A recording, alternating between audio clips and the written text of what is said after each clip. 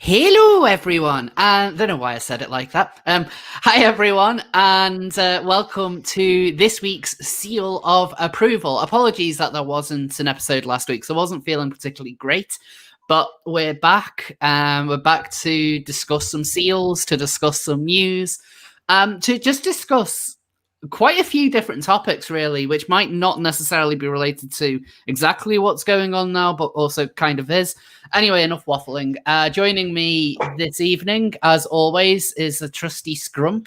How are you? Hey, pretty good. A lot of people wondering when my next video is going to be, because I've been taking a bit of a break as well, where things have stabilized. But no, There will be a video tomorrow, and there will be a video next week on my channel.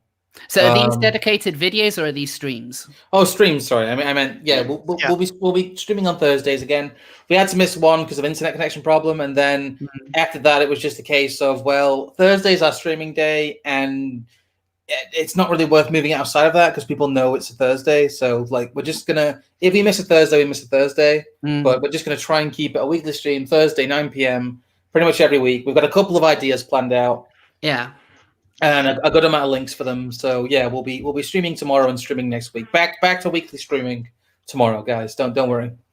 And joining you is your own co-host, Trig. Yeah, you're not kind of a regular on the show, really. You're like, I know this is like the third time. I'm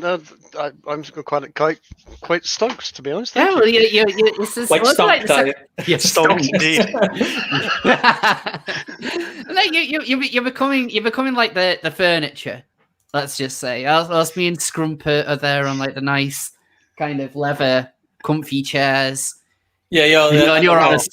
You're like the old, the stool. I'm the first. We occasionally bring out just to be like, look, just you got company here. We need to find a way to invest in seals, though. Yes. I wonder what what dollar sign seal is on the stock market. Oh no, it's just something with a musician. God damn it. Oh no! Oh, I was hoping it would be like, actual kind of like a seal. Well, you wouldn't really be able to put a charity on there, I suppose. But something which the kind of like I don't know, like the robot seal, like the robot seal that should be on the stock market. I keep on forgetting its name, but it's like an adorable kind of like they take it into care homes and like the elderly stroke it, and it's kind of like a pet. But like no allergens on it, and I think it's called Paro. Actually, Paro the seal. Paro the seal. I need to look this up. Paro. Let me just show everyone Paro before we jump into things, because Paro is amazing. Let me bring up a picture of him.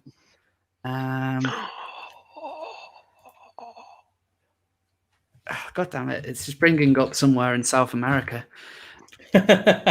Oh. Here he is. I've been linking new tab. Right. Okay, let me go bring up the Paro page.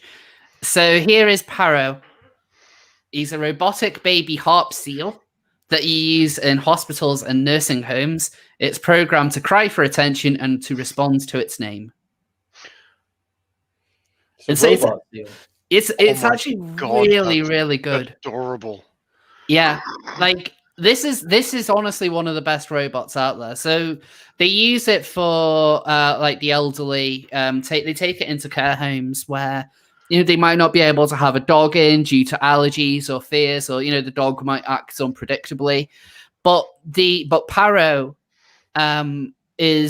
it basically just kind of it learns what the person stroking it likes to do with it, and it will kind of like make seal sounds to get their attention, and it kind of just turns into like a proper robot pet. So it's like a ridiculously advanced Furby, but they're just so good. But yeah, like a Furby, but actually cute. Yes. But now we'll move on from robot seals to our own favorite seals that haven't been around in a while. But they're back from their Christmas break.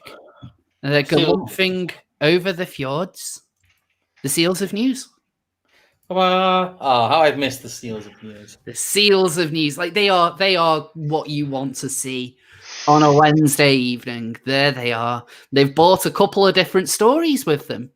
So we have Biden, we have the EU, we have GameStop, and we just have the general state of things. So you just have like this absolute state of things. One very kind of bitter black-pilled seal. The EU is looking very cute at the moment, which is a phrase you won't hear me say. So Trig, would you like to pick a seal of news? I'm going to go with EU because it's sort of looking at me and doing the whole big cute eyes at me, and yeah, immediately. So adorable. So why do you think that the EU is being talked about by this particular seal? You know what? I tried to think. I've been so busy with Stonks today. I don't know. I know what it is. It's the vaccine thing. Yes. Oh God. This has been an incredible meltdown to watch as someone who initially voted to remain and accepted the results of the referendum and that we're going to leave. And so I never became a full-on Brexiteer or anything like that, but I certainly did become more critical of the EU and the way in which the EU acts. And really, if you want to find a good example as to why people voted for Brexit, that whole way that the EU has dealt with the vaccine rollout is you couldn't find a better example of absolutely atrocious bureaucracy and effectively bullying. Granted, it is to an international global corporation, but it's still bullying. And so just to kind of catch up on to what exactly has been going on, the EU was quite late with its vaccine rollout because they pretty much insisted that all 27 states are effectively going to go through all this at the same time. So they're not going to be negotiating their own contracts with the pharmaceutical companies. And as a result of that, whilst several countries, including Germany and I think Italy, France, maybe one or two others, were ready to effectively sign off on an agreement in June, I think it wasn't until 3 months later, because the EU wanted to go through its own bureaucratic routes, that they were actually able to get this kind of contract sorted with AstraZeneca. I think they've had problems with other vaccine producers as well, but yeah, AstraZeneca is the big one at the moment. So because the UK, in one of the few moves where you really have to give the UK credit for, they actually did really well with the vaccines and they were on it pretty quick. And so that additional time that the UK had compared to the EU meant that any problems in the system could be ironed out. And there were manufacturing problems at some of the UK plants, but they were able to get all of these sorted out because the way in which they manufacture them, they got to do it to the countries' specifications. There's lots of issues around it. So the UK got a massive head start, and now the EU is encountering similar problems to what the UK did ages ago.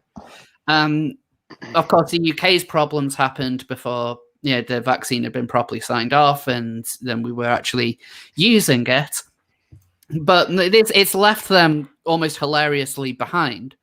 And the EU doesn't want to take responsibility for the way in which they've handled it. And I mean, I don't really understand why, because a lot of these people are completely unelected. They could basically just tell everyone to fuck off and they would still be in a role, because it's mostly just about who you know rather than whether or not you're actually competent enough to do the job. And so they've claimed that AstraZeneca has been anti-EU in the way that they've dealt with things. The EU effectively wants to jump ahead of the queue, ahead of other countries that have, that sorted out their contracts months before. They want to have, in this particular instance, the UK's agreement with AstraZeneca means that basically the first 100,000 vaccines made in the UK will be given to the UK. And after that, they can then go on and just produce for the rest of the world. That's the agreement. That was the signed agreement that they have. The EU, however, wants them to negate on that. So they want AstraZeneca to break their contract with the UK. They're not specifically asking for I don't think it's like exactly British vaccines, so to speak. But they want to have vaccines that are made over in the UK to build up the shortfall of what they're currently missing. But it just kind of makes it really kind of awkward if you're going to have like this purist position of that you should never break a contract. Like, well, the EU wants them to break a contract to the UK. Well, the EU has also gone out and said that they are banning export of vaccines from the EU itself. So they're essentially asking the UK and AstraZeneca to do something they banned their domestic pharmaceutical companies and, traders from doing themselves. Just to make it clear, they haven't banned it just yet, but they are talking about banning it. Is this connected to what I was reading about with Bill Gates the other day, who has convinced Oxford University? Here we go. Oxford University was urged by Bill and Gates Foundation to sign an exclusive vaccine deal with AstraZeneca that gave them the sole rights to guarantee low prices, etc.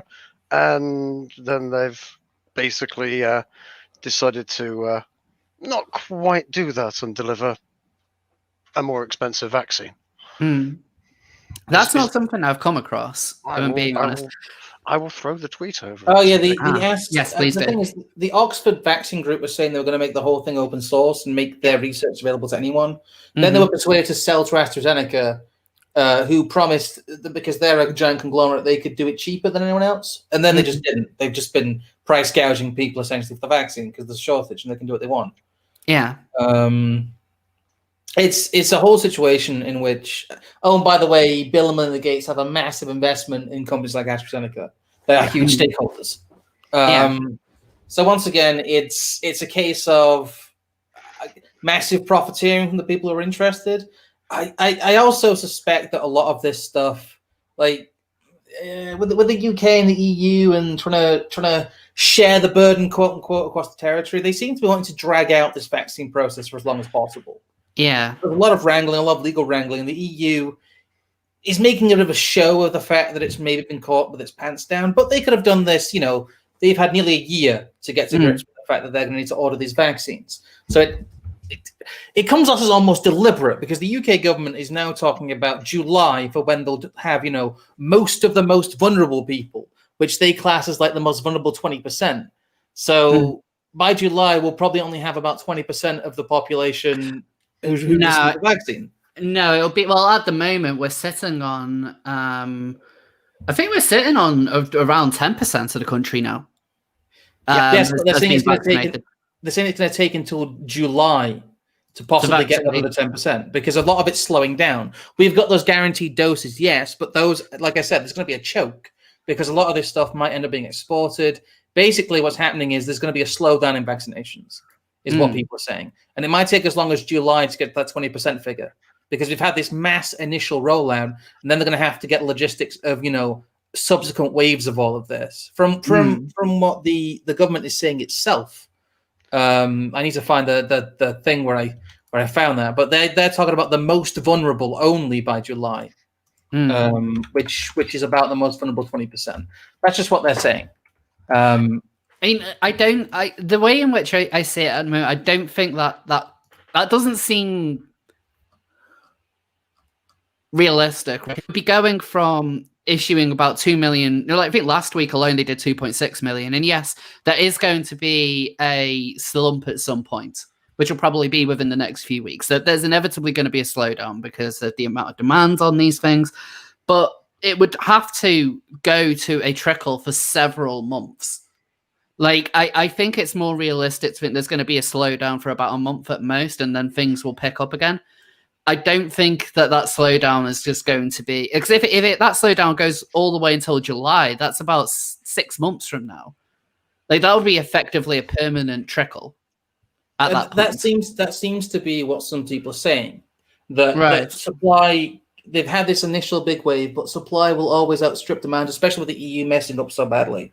Yes. And if they do share them out like they're wanting to share them out, even after the 100,000 or whatever it is, or whatever the guaranteed number we have is, that it's going to be a trickle because the rest of the world is going to be outbidding.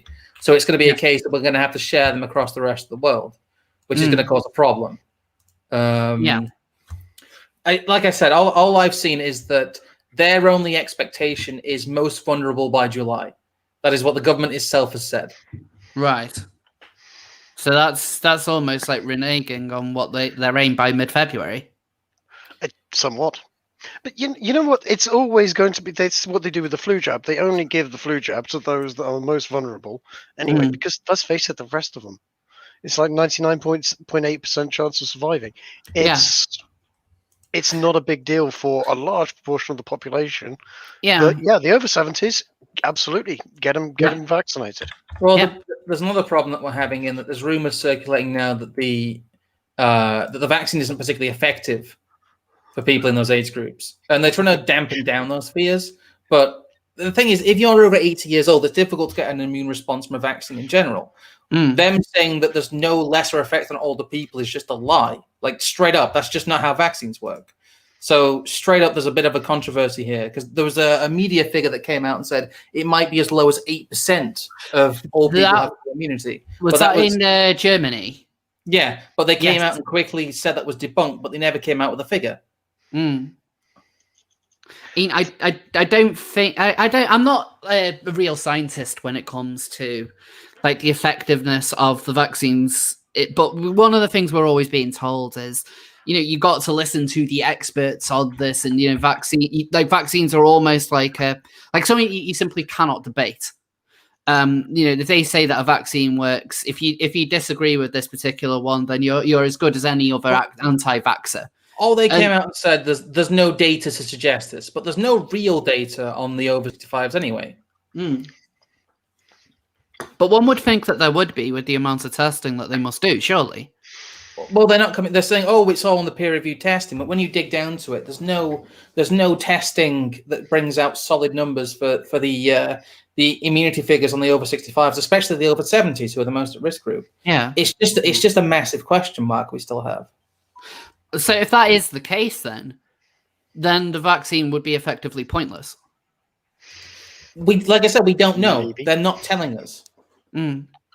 We simply don't know. And there's also talk of the fact that it could only be effective up to 3 months, and then you have to have a booster, which may not take because you get diminishing returns with things like vaccines, especially against things like a cold virus, which is what the COVID-19 virus is essentially. Yeah, it's essentially a cold virus. Yeah, and you're never going. It's always going to mutate.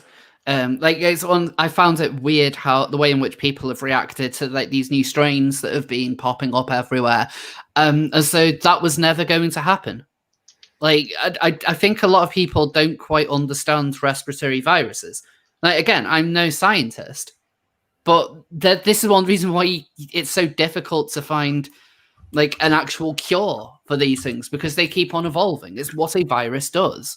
And whether or not that these are really going to be impacting in the future, I want to remain hopeful and that the vaccine will work. But at the same time, I'm very much, I don't know, I'm kind of almost getting into doomer chat of, well, if this vaccine doesn't work, then why would any other vaccine work? And if the route out of lockdown is vaccines, are we therefore ever going to leave lockdown? Well, that's the question.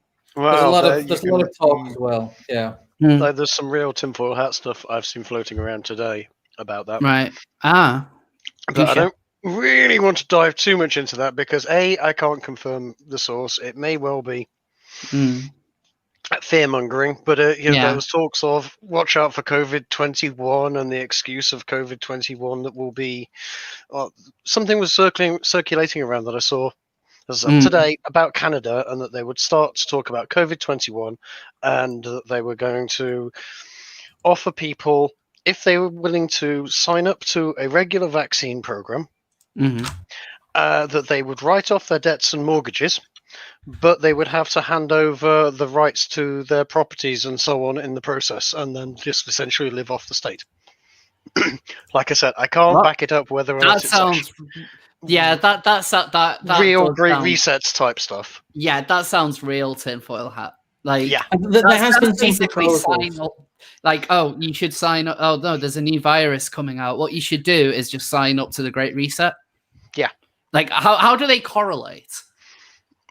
They don't. But as I said, I was thrown a paper, but I can't verify the source. There's been some low-level government proposals in Canada for a while now about private asset forfeitures and utilizing private assets to get out of the recession that the coronavirus has caused.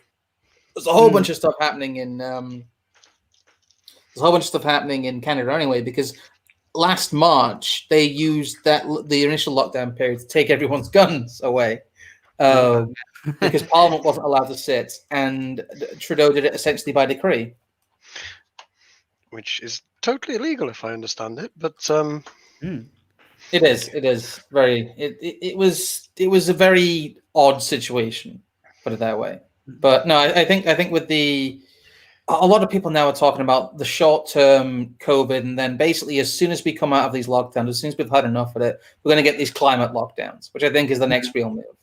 There's going to be a massive push for climate rhetoric and about how, during COVID, it really helped the climate, so we'll have to keep things as they were during COVID.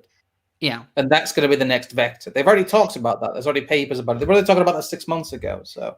Oh, yeah. We all remember the Earth is healing memes. Yeah. Like, I've no doubt that lockdowns are never going to go away. Like, the fact that the government still doesn't have any kind of plan to get us out, and that they keep on moving the goalposts, I have absolutely no confidence that they're never gonna, that they will disappear eventually. I think that this is what I actually am at the point where I do think that this is what life is going to be like from now on. And maybe that is a bit doomerish, but the fact that we're never given any kind of hope. Like, there was a BBC report the other day. A guy went into, a hospital, and they were filming people in the morgues, and he just kept on saying, "We're all scared." And it's like, there's just really, like, you're streaming the fear directly into people's homes about that. It's like it's very hard to kind of go anywhere without that real wave of fear or negativity being pumped at you, and in return, no hope is being offered. Like, there's no way of being able to get out. We're being told that we can't book any, that we shouldn't be booking any foreign holidays. And to be honest, I think that the recent forced hospital quarantine that's been put in the hotel quarantine that's been put in the UK, I think that eventually that's going to be extended to all arrivals. I think they're just doing it for the 2022 at the start, simply for logistics reasons.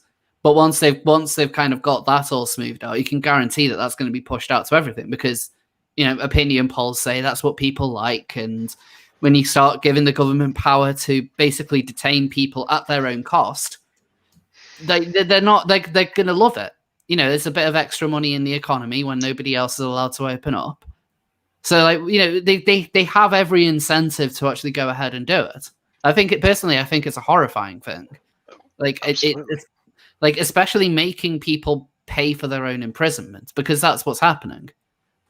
And it's a lot less feasible, really, in the UK compared to somewhere like Australia, which doesn't get as many arrivals as over here, because the UK is a lot closer to other countries. And so this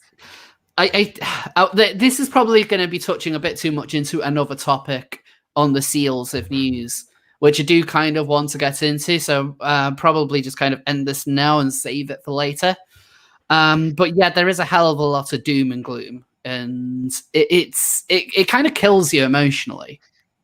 But before we move on, does anyone have anything else that they would like to add onto the... really?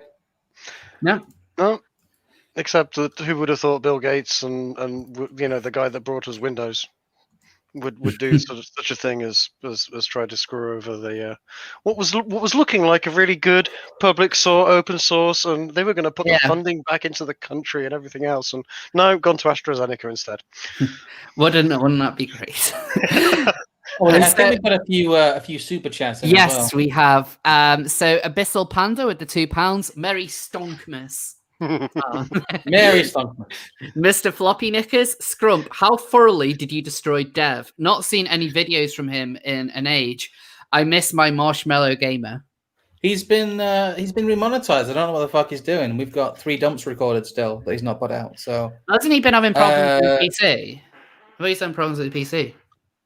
I don't know. He should be able to upload. He's got like 3 PCs in the house at the moment, and if not, he could maybe, I don't know what his issue is, but like his monetization's fine, and I just don't know what he's doing. He said he's going to upload, then just doesn't. So shrug. Pixel with the £5. I'm absolutely loving the GameStop Stonks situation.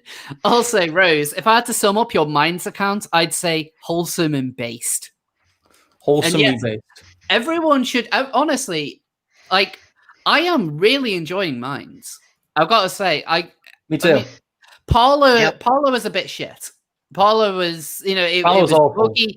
It was buggy. It was intrusive. They asked for too much of your personal details, and I'm really glad that I didn't give them as much as they were asking. But Minds is just, there's so little drama on there. One of my favorite things is just the amount of shit posters who have moved over. Like some of the best shit posters that I used to follow on Twitter now seem to post almost exclusively on Minds. And so that kind of gives me more of a reason to go on there because there's actually entertaining people.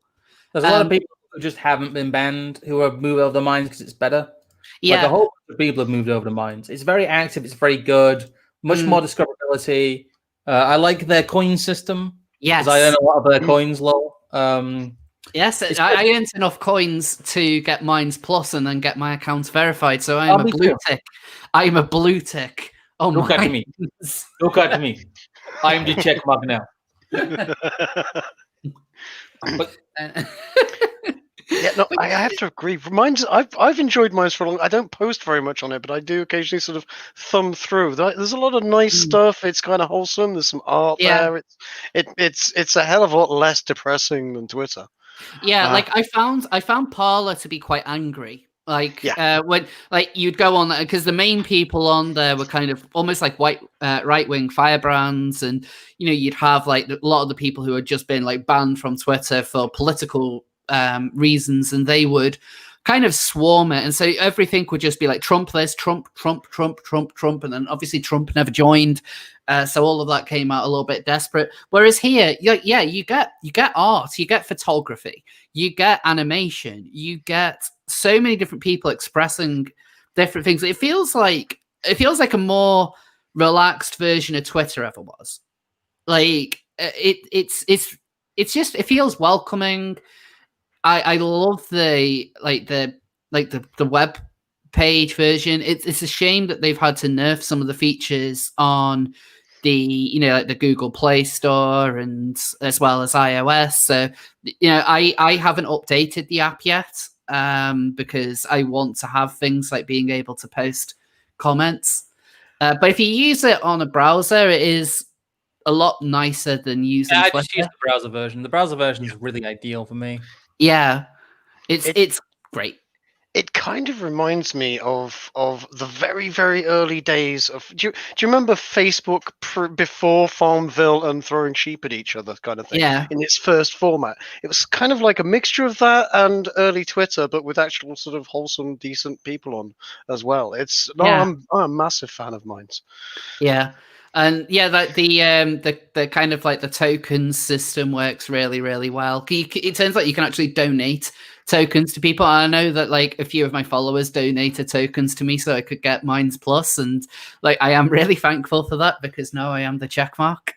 But yeah, it's just a lovely place. Like, there's a lot more interaction on here than there ever was on Parler. So I think it is used more. I mean, granted, Minds has been around for quite a long time, but I think it's like now that people are making that move to alternative. Great. That's a great image. I love that seal. I believe her name is Dolly. Dolly the seal. Dolly the seal. We might have talked about her a couple of weeks ago. Or maybe I was due to talk about her last week. But either way, she is I just love that face. It's just like, oh, hello, didn't expect to see you there.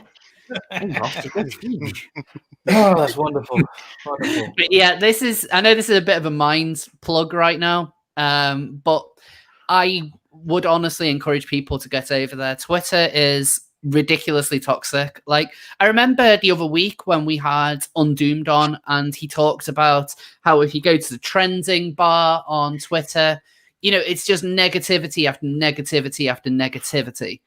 And like, yeah, it generally just seems to be, it's either woke things being forced in your face, or it's, you know, like just hashtag Trump terrorists, why Brexit could mean fewer British cod for fish and chips, Boris saying schools won't reopen, and then just like crappy celebrity news that nobody cares about. Like Halsey announces she is pregnant, and like, I don't know who the fuck Halsey is. So like, why would I care? But that's what Twitter wants you to find out about. They want you to know about Halsey, whereas in Minds, you don't have any of that really being shoved in your face. You can go onto the Discovery if you want, just to see what people are talking about, and there isn't like the manipulation that you get on Twitter, which has been blatant for a couple of years.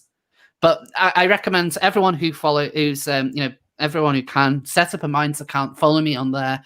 I split my time between Twitter and Minds fairly evenly, but I do prefer Minds. And eventually I would like to effectively just kind of wind up the Twitter a bit, because Twitter is a cesspit. Minds is a lot more pleasant. Terrible. Yeah, it is. It's Twitter is. Nobody likes it. Like, I ended up kind of getting addicted to Twitter, and the whole shitstorm the other week with Contra's rabid attack dogs did kind of wake me up to the fact that, like, yeah, I use this app too much. I use this app way too much, and so I do need to go somewhere which is, you know, which isn't just like you're hit with walls of negative. So yeah, join Minds, everyone.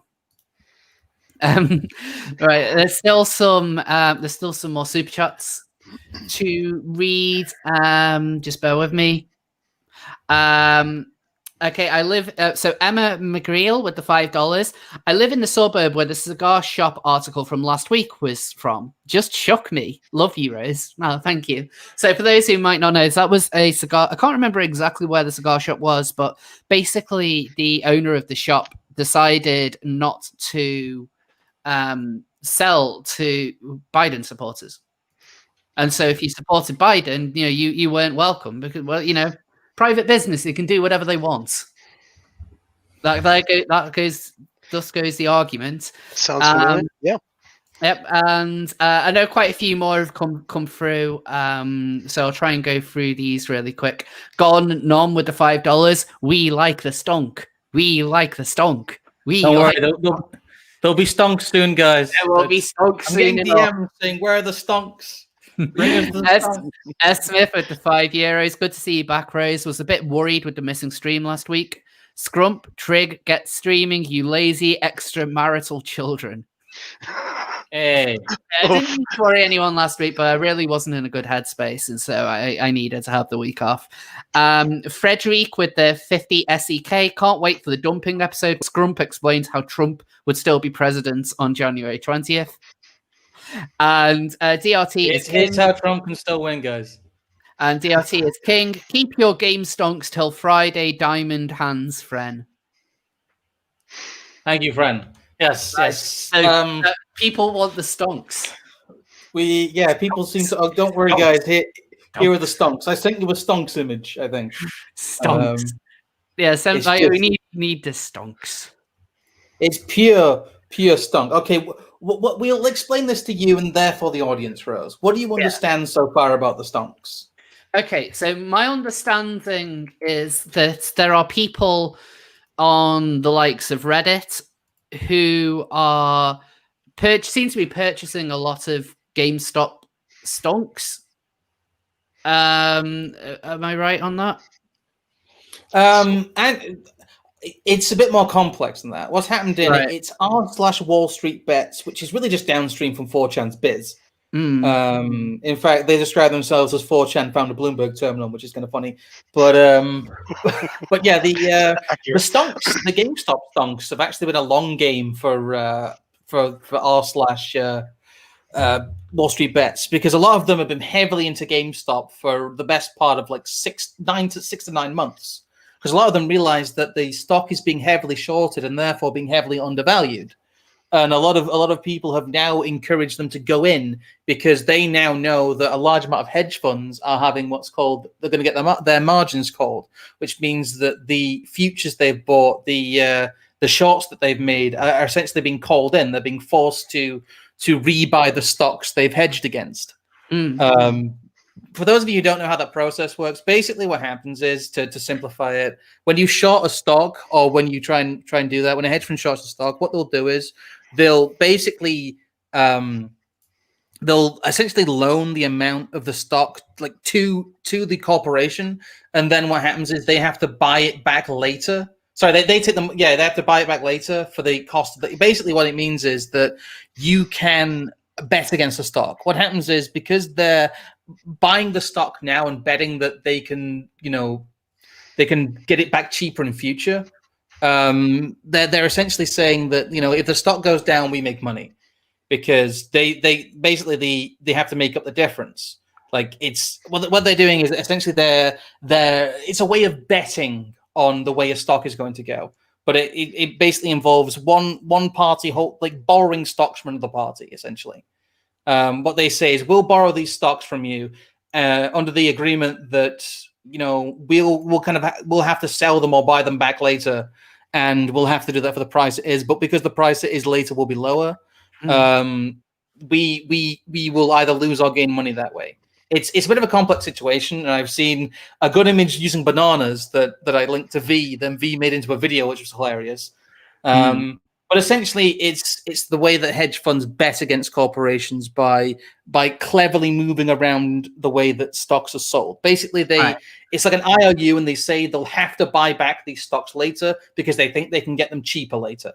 Right. And by pushing up the price of GameStop, what these glorious shitposters have done is, legally, these hedge funds, the hedge fund, what's it called? I think it's called Melvin Capital. Melvin Capital. Sorry, that's it. Mm-hmm. It's called. They realized that it's essentially gambling. They realized that Melvin Capital was hedged to the tune of like almost 130% of GameStop's full value, which, by the way, is illegal. They were heavily over leveraged. They basically bet against GameStop to the tune of over 100% of GameStop's own value. I think it went up to 600% now, isn't it? Yeah. Well, it is now, but what happened is that they realized that a lot of hedge funds were actually over leveraged on stocks like GameStop because it's seen as a slam dunk to go down. It's seen as a failing business, like all of them. So what all the Wall Street types have done is they think it's a sure thing. So they've cheated the system. They've gone in more heavily than they ever should legally be allowed to. And in forcing up the price, all these entities are forced to buy back this stock at this massively inflated price. It doesn't matter that the stock is junk, and it doesn't matter that there's no organic demand for it. They have to buy it for whatever price it is because they are contractually obligated to, because they thought it would go from expensive to cheap and they'd be able to buy it back for cheaper. But instead, they have driven up the price by like 600%. And it could have cost this hedge fund as much as $13 billion. They had to liquidate a lot of their other positions, and basically I don't think they've gone out of business, but they might be in the process of doing so over the next couple of weeks. It is that bad. Well, yes, so they were leveraged against it, expecting to buy them back at something like £20 per share, and they're now looking at $300 a share, rather. So why did they target GameStop?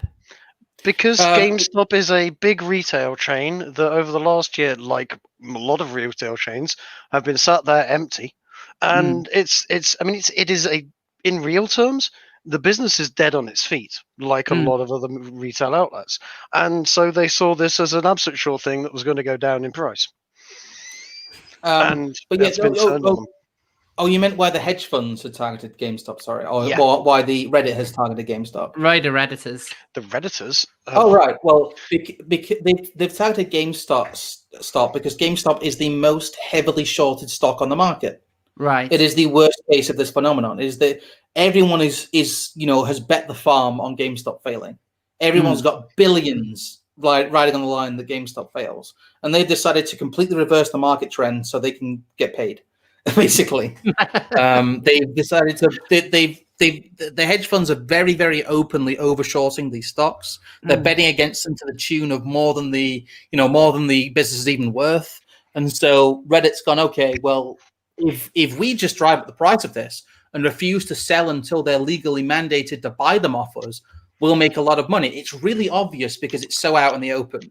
And people calling this market manipulation, it's kind of retarded because it's not. It's very, very openly. If I do A, then person B has to pay me more money. It's such a simple move.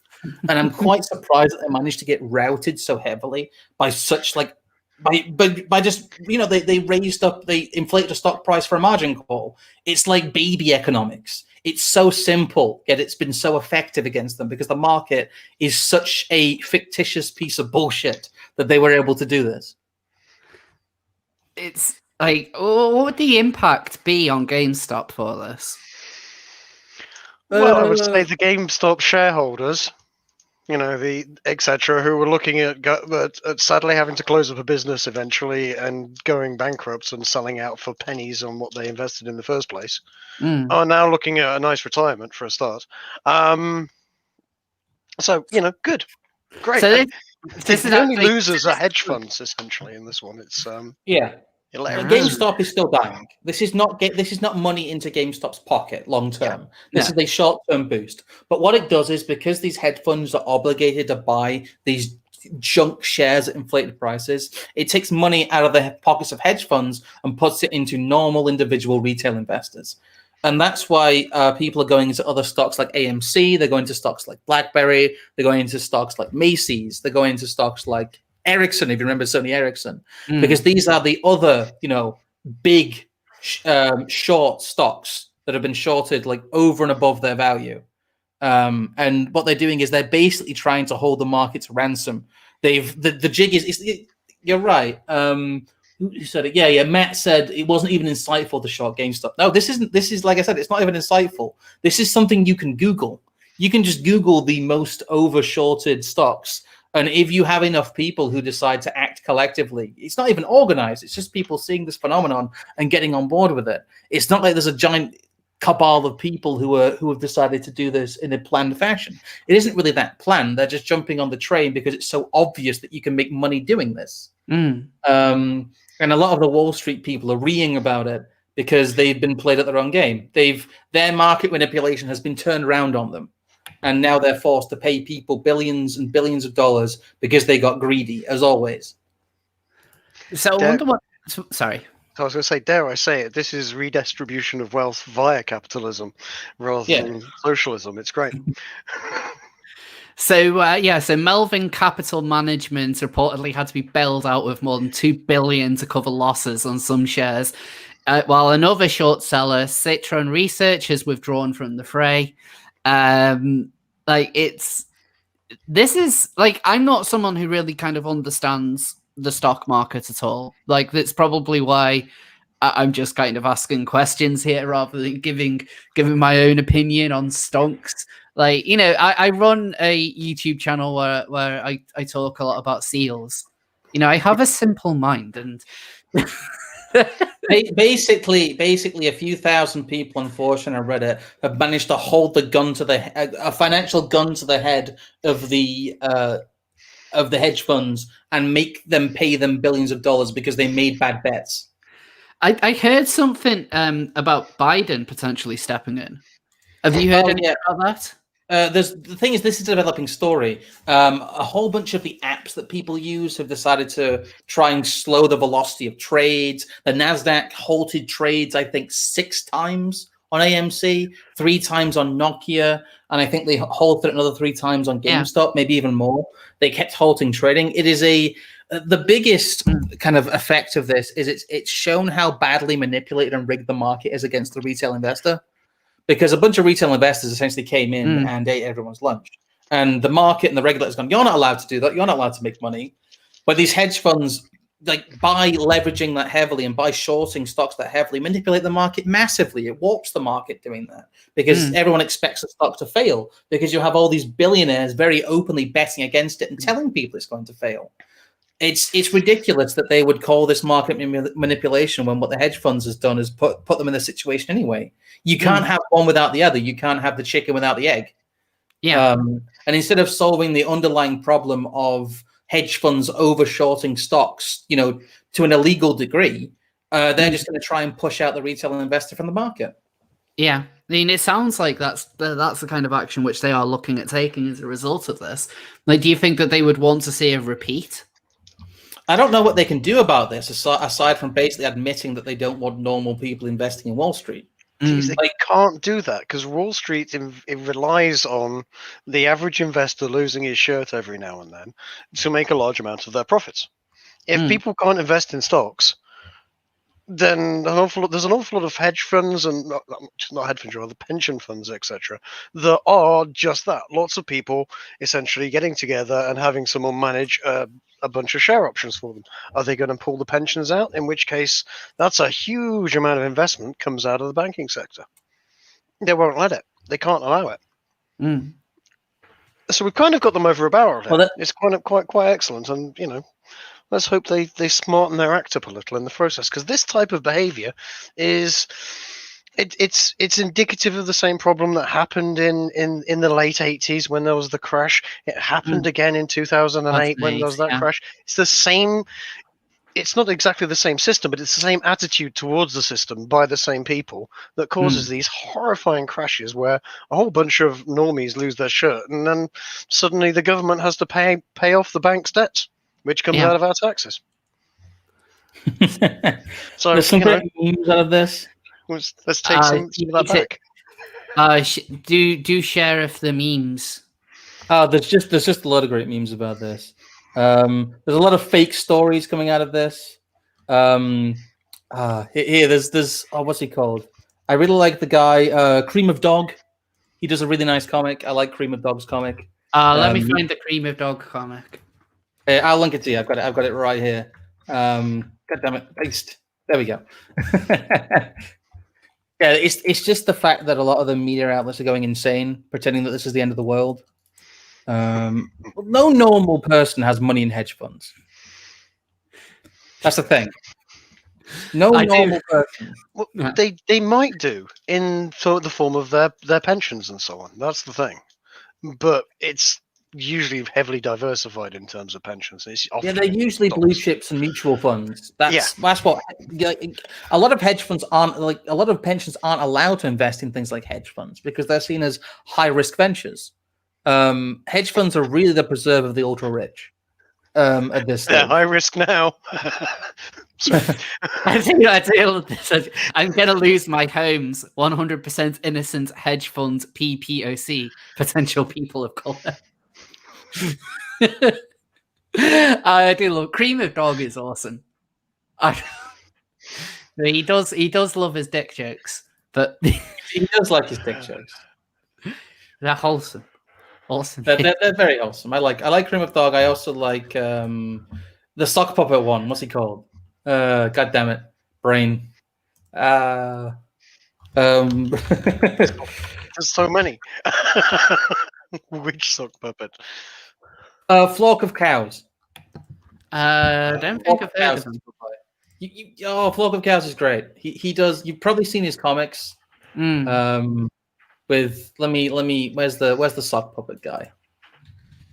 It's this sock puppet guy. You've probably seen him around. I'll link it to you over here. Yeah. There we go. Oh yes. Let me just bring this up. Yes, I've seen this one before. Yes, he's a good boy. Flock is a good boy. Yes.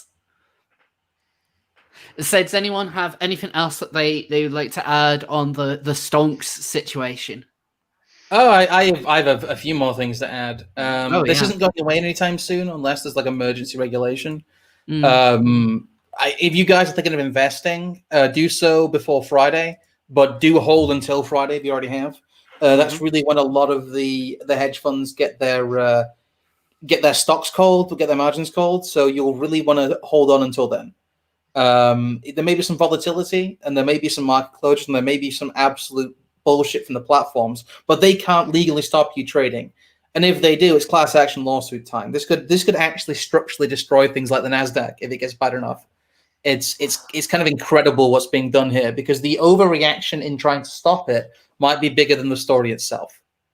That's again, it's the cover up is bigger than the crime in many cases, and that's what's going to be happening here. And that the attempt to keep the normal shareholder from making money from bashing in the heads of hedge funds may end up in the long term just killing the market, because you can't have a system in which one class of people is protected and another class of people is completely shut out. It's not going to work. So, Trig, do you have anything else to add? Well, yeah, it's not just GameStop. As Scrump said earlier, we look for BlackBerry, Nokia, Sony Ericsson, and a couple of others are all likely to be I can hockey sticking. I mean, yes. Today alone, Bed Bath & Beyond 43% up, Macy's 10% up, BlackBerry 30% up, AMC 280% up, GameStop is still 128% up on the day. Ericsson has fluctuated a bit. That's about 6% up, and Nokia is about 39% up, and that's been spiking all day up until about 50%. There's some others as well, but they basically what they've been doing is they've been able to pump up these stocks by 30 to 120 to even 200% in some cases, and they're targeting individual stocks because they know that the higher they get those stocks, the more squeezed the hedge funds will be. And it really isn't a case of people being greedy. There's a lot of people who, yes, they are making money, but the wider cause of this isn't profit making. The wider cause of this is punishing the hedge fund industry because they are predatory and leeches. They provide no value. Yes, this is real gamers learning to play a real game. Hours. I really do need to understand more about the stock market. I mean, my boyfriend's there's like lots of investments in like shares and the Nasdaq and the Wall Street and I don't know. I'm going to be completely honest. I really don't know a lot about about the way in which the stock market works. It's one of those things that I know that I should, but I might as well be honest and just say I'm not going to pretend that I know loads about a subject which I genuinely just don't pay a lot of attention to. The last thing I'll say about this, sorry, so go on, Trig. I was going to say, in simple terms, the only advice I would ever give with regards to the stock market, it's a casino, and don't put in what you can't afford to lose because oh boy, things can change on it, but it's worth a giggle every now and then, I think. But you can be informed on these things and do okay. Yeah. There's a lot of people saying that this might be the largest downward transfer of capital in the history of Wall Street. Oh no! Oh, that makes me so sad. Oh, sorry. That is rather funny, yes. Yes, but it is. I don't know. The one final thing I would say that there's been a few people grumbling that they've done this on Holocaust Memorial Day, but God. How come you guys are talking about stocks? It's Holocaust. To be fair, there's about 7 Holocaust Memorial Days. I get confused with them, but yeah, further irony there. What was I going to say? The one last thing I want to say about the whole situation with GameStop is that a lot of people have actually made a lot of money already. One guy made 22 million out of it. And also Gamergate got blamed as well. That was in the comments. Did you hear the extremely wholesome story of the guy that basically stuck everything he had into this and has managed to pay for the operation on his dog? Yes. Story. He couldn't pay for the operation on his dog the other day, and he decided to stick, the 1,000 in savings he had into this as a last-ditch attempt to save the dog, and he managed to make well enough to get the surgery the dog needed. That's literally good news. Real wholesome hours, yeah. It's wonderful. So Fox Troika in the comments just shared this with me. Yes. Just what are the rooms mean? That's quite wholesome. Let me read you something, actually, because having talked about this is something written by a guy named Brian Broderick, who is an ex-BuzzFeed journalist who was fired for plagiarism.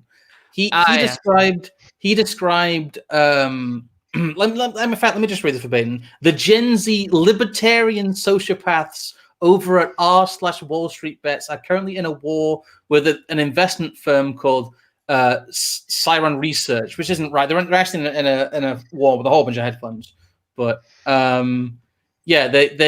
he then goes on to say that r/Wall Street Bets users noticed that Sharon was shorting GameStop, and because they're radicalized post-Gamergate nihilists, decided to bet against them simply out of spite. Oh, that's so salty. No. How dare these poor plebs completely destroy these over-leveraged billionaires who have literally been acting illegally? Let me just bring that up, because you sent that to me earlier. Yeah. It's so much salt. He doesn't even understand it. He doesn't even understand that this isn't a new thing. This is a very, very long game project by r/Wall Street Bets. They noticed this 9 months ago, and now it's bearing fruit for them. Like a lot of those people, there's one, like I said, one guy he put in 50 grand at first, and he stuck with it for 9 months, and he's come out with 22 million. And you know what? He's still not liquidated his position. He's still in. Oh, what a hero! Yeah, absolute boss. That's some balls of steel, that is. Yeah. Oof. Oh, god damn it. Yeah, that's going to be one of the things I'm going to do this year, is actually learn more about stonks. They don't make sense. Never. Okay, you have to accept when you're dealing with the stock market, none of it makes intuitive sense. Yeah. I tried explaining a short there, and I did quite a bad job of it. I'll try and get a proper explanation at some point, because it is a bit of a stupid process. It's you borrow this, I'll borrow that, we swap this, and then we have to swap them back, and I have to pay the market price for it. It's essentially a game of stock musical chairs.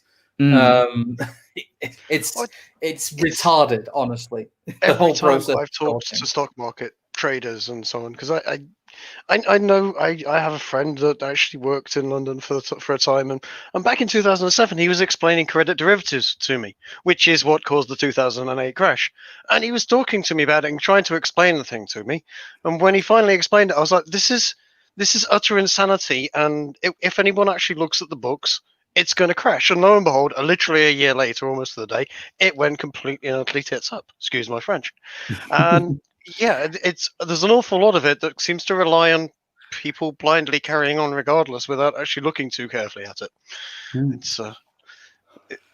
It's like a physics experiment. If you look at it, it changes state. Right. So let's move on.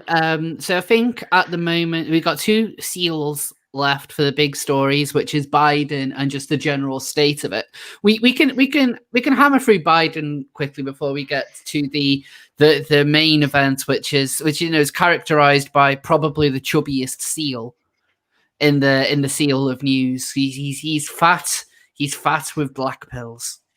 So Biden, I just kind of wanted to quickly kind of just comment on the whole Biden presidency, because we, especially over the last year, we're doing the amounts of seal of approvals that we did. We would talk a lot about Trump and the whole election, and so I think it's only fine. That's only fair to comment on seeing what the boy Biden is up to, and he's actually issued a ridiculous amount of executive orders already. In fact, here's an entire list of the ones that he had done. I think it was up to this morning. So he may have done some more afterwards. Now, Biden a while ago had made a comment about how he shouldn't be, he shouldn't legislate by executive orders unless you're a dictator. In fact, here's an article on Paul Joseph Watson's website where he commented on it just a few months ago. It's just over 3 months ago, I have this strange notion we're a democracy. Some of my Republican friends and some of my Democratic friends occasionally say, well, if you can't get the votes by executive order, you're going to do something. You can't do it by executive order unless you're a dictator. We're a democracy. We need consensus. 3 months later, massive list of executive orders within the first He's issued more in a single day than any president before him. He's issued more in a single week, I think, than a president before him. He's just shattered records with that. Yeah, like he's in the same by decree. Like bear in mind, Trump was declared a dictator. Like with everyone acting as though they defeated fascism by being able to vote fascism out. I think in the same kind of time period where Biden has passed all of these, Trump passed one. Like I think he only did one on the first day. Yeah, like Trump wasn't as kind of gung ho about executive orders compared to other presidents. But you read through a lot of these, like a lot of these seem to be kind of almost like lip service to various kind of like woke crowds. So, like for example, they're talking about like combat discrimination on the basis of sexual orientation, gender identity. Like that's just a blatant box tick. You got trans people being allowed back into the military again. Like a lot of these are simply like just box ticks, so people will think, oh yeah, he's on our side. And then in a few months, when Biden inevitably gets into a war in the Middle East, he can send the tranners out there on the front line, and everyone who loves Biden so much because he's not Trump, they'll be clawing, they'll be grasping to get into the army, thinking, oh yeah, we'll just be able to get a nice like office job in the army and they'll pay for all my Medicare. And it's like, nope, Papa Biden wants you on the front line.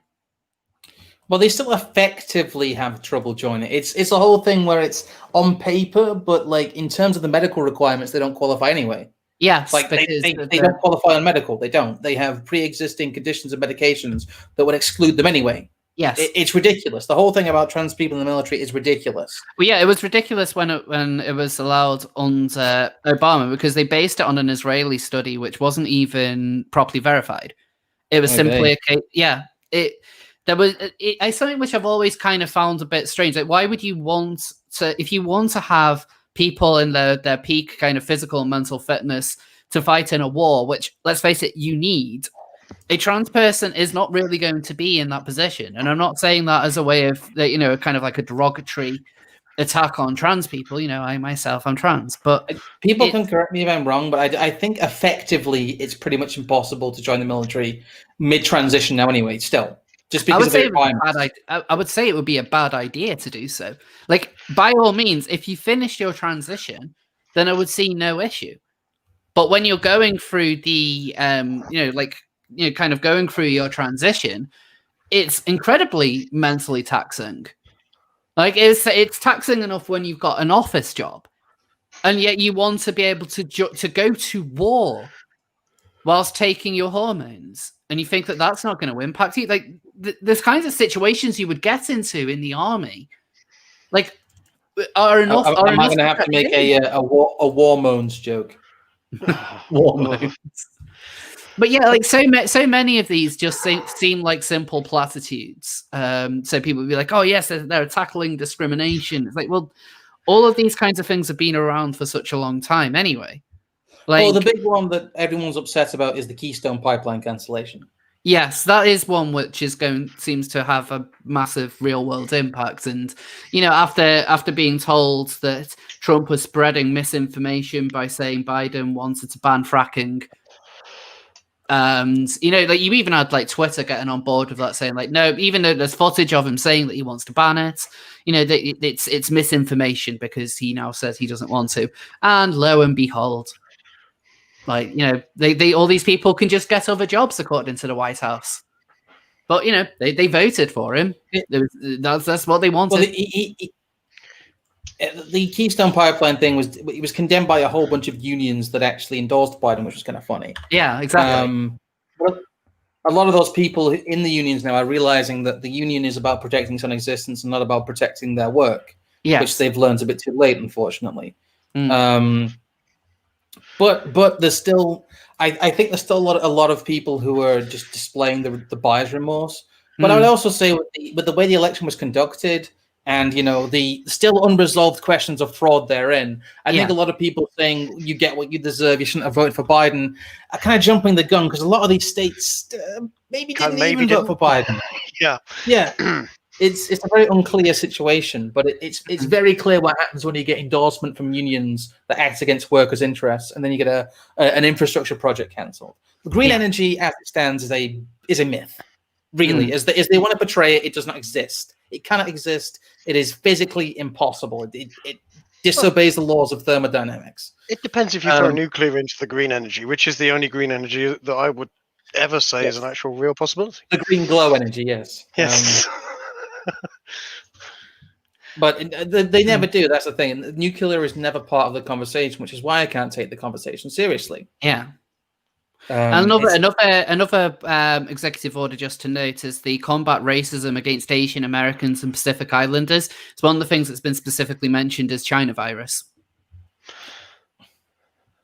They really, really don't want people using that term.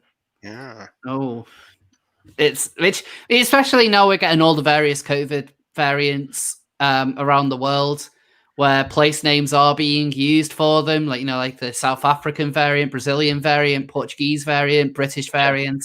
It turns out that actually it is fine to kind of name viruses or virus variants or whatever after places, provided you're not implicating the CCP in anything. Yeah, like the Spanish flu. Yes. So what do you think of Biden's first week then? Do you think that he is a fine commander-in-chief? I think he's pissed everyone off, even his own base. Yes. Yeah. Like he's done everything to piss everyone off. And the idea that he's the most popular president in American history is even more laughable after all that. Yeah. I think a lot of people have buyer's remorse, and a lot of people are very confused how he got in, even more so than before now. Yeah. It's really just, it feels like accelerationism. It feels like they are trying to piss people off deliberately. I can't think of many things they could do that would piss people off more. And there's a lot of rumblings about banning, just MAGA as a movement in general, calling it a terrorist movement, designating it as such. There's a whole lot of stuff about taking people's guns in the work. Like, this is just week one, and things are already bad. People are already pissed off. And it really just coincides with it is all interlinked, all the Wall Street stuff too, where people feel very, very disenfranchised by the fact that they aren't being allowed to even manage their own investments. When they find a weakness in the system and start exploiting it, they're told no. They're told they can't do that. Only hedge fund managers can do that. Yeah, it's like, no, you know your place. It's dozens of pressure points all at once. People can't work, people can't leave their houses, people can't send their children to school. It's going to reach a breaking point at some point. And everyone seems to think it's impossible until it snaps. Yeah, and I think a lot of the kind of the relief, the gushing over Biden is simply because he's not Trump. And by my personal take on the election is, whilst I do think there was some election fraud that went on, personally, I'm not 100% convinced that that is what swung it. What I personally think swung it is that the American people had 4 years of constant Trump bashing, where the centrist position was effectively absolute hatred of the man. And you couldn't escape any kind of Trump bashing. Wherever you went, whatever kind of media you consumed, everything... people just wanted to insert their hatred of Trump into whatever they could. And I don't think that Biden got all of the votes that he did because people genuinely loved the guy. I think it was simply that people have been told that Trump is bad, Orange Man bad, must get rid of Orange Man at all costs. And so I think that's why people voted for him. But then they're kind of waking up and realizing, especially after you have radical leftists rioting over the last year, and you're wanting this kind of push for this new progressive utopia. The establishment will use that when it's convenient for them. And Biden is about as establishment as you can get. He's not very radical, But everything that he does is just going to be to benefit the establishment. And I do find it quite amusing when people who are vocal cheerleaders of him realize that actually he's going to push something that goes against them.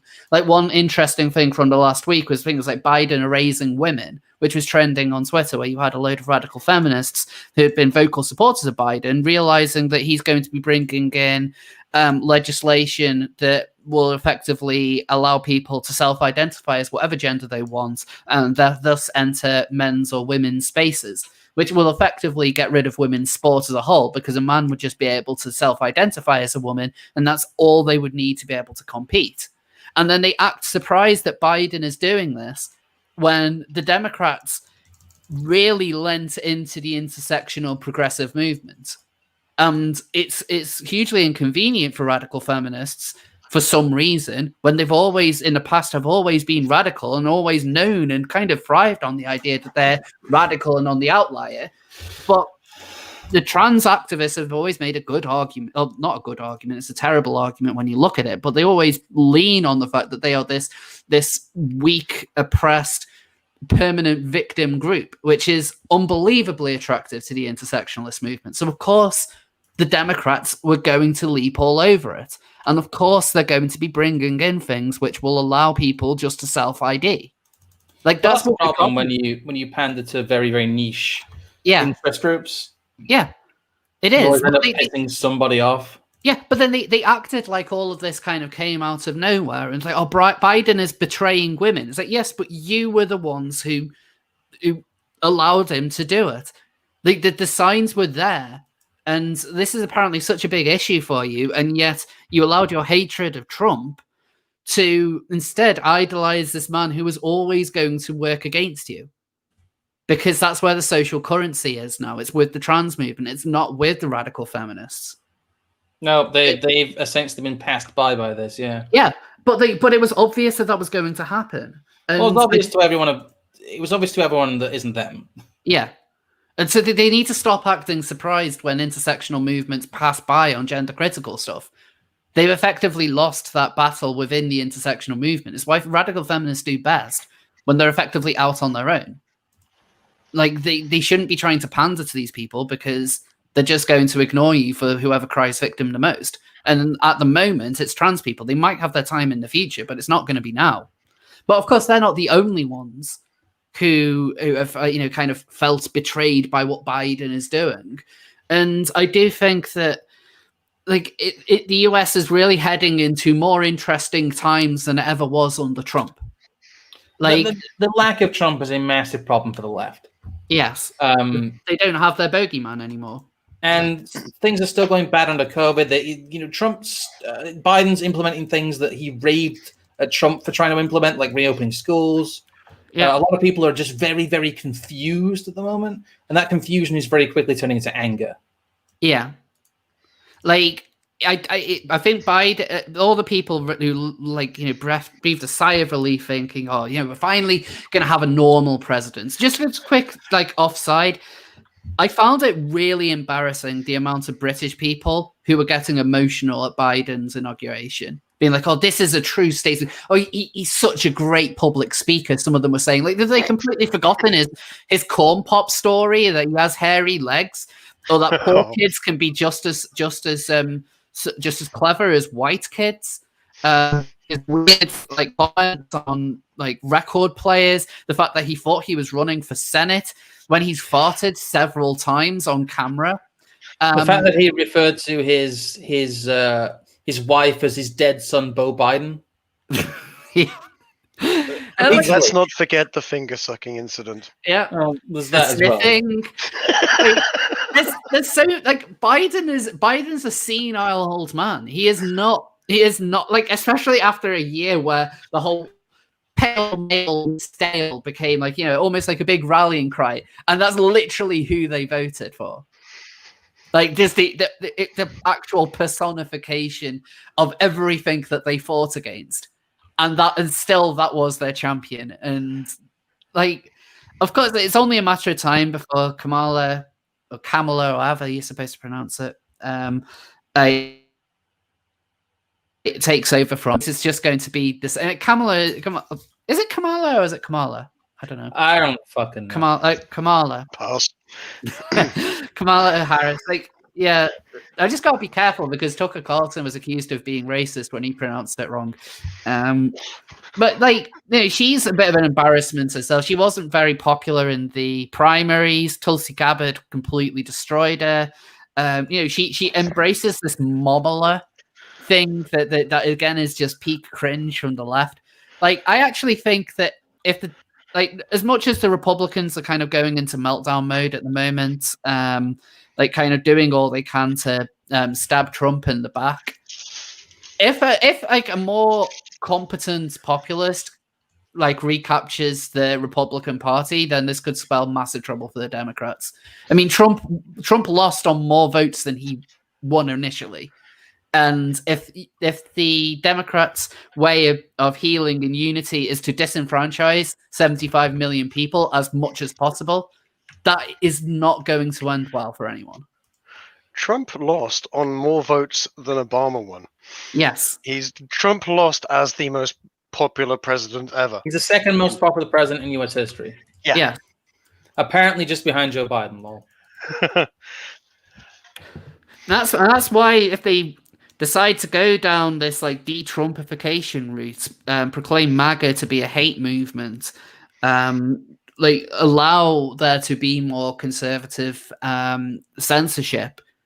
Like all of these, you have a massive voter base who feels like this election has been stolen from them. They've seen over the last 4 years how the Democrats can run with a conspiracy and it being lauded by the media. But then when they have concerns about voter fraud, whether or not it's valid, they was demonized regardless. So they were effectively being told, we're allowed a conspiracy, but you're not. Like a lot of these things really build up with people. And whenever they try and speak, you just shut them down and call them racist. You might feel really smug. You might go and sniff your farts about how great you are compared to them. But they're going to remember that. And they're not going to fall in line easily. And they shouldn't. But before we move on to the last topic, does anyone have anything else they'd like to add on Biden? Not really. No. All right. No. So let me bring up the seals of news. So there is a final seal, the plumpest seal of them all. And this was something I was kind of umming and ahhing about potentially doing a video on it. But yeah, I might as well. I want to kind of bounce ideas off people, and it's just about the general state of the fucking world over the last 12 months, because we're nearly at 12 months in lockdown in the UK.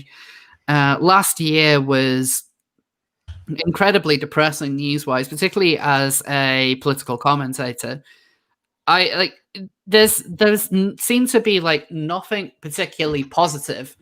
Everything was kind of about bile and hatred and anger, having rights taken away from us. I don't mean like simple arguments like what is a right, what isn't a right, but I would say like the right to be able to go and see your friends and family is a right. You should be allowed to do that, and that's been taken away from us. And like we've had like effectively a whole year of nothing but negativity. It's just been bashed into us again and again and again and again and again. And the stories that are coming out, there's only so many times that you can really talk about the same topic until it gets really, really boring. And like I kind of found this a bit with doing some of the content that I do on trans issues. Like, especially towards the end of last year, you had prominent people coming out as being trans simply just by saying my pronouns are now this. There isn't really a lot for me to say on that because everyone already knows that I think that these are stupid. That I don't respect, unless you're going to put any kind of effort into your transition, I don't give a shit about it. And like, I don't want to be kind of making the same comments on things again and again and again. And so like, I'm just finding the current political climate to be incredibly toxic, like far too toxic for my own good. And it is one of the reasons why my video content is, at the moment, it's mostly just seal of approval, because this is like this is an actual chat with people. You're actually kind of bouncing ideas off, and I find that quite enjoyable. Yeah, it's much better. Yeah, whereas when I'm just doing a video and talking about a particular subject, especially when it comes to trans stuff, there is only so much that you can really say.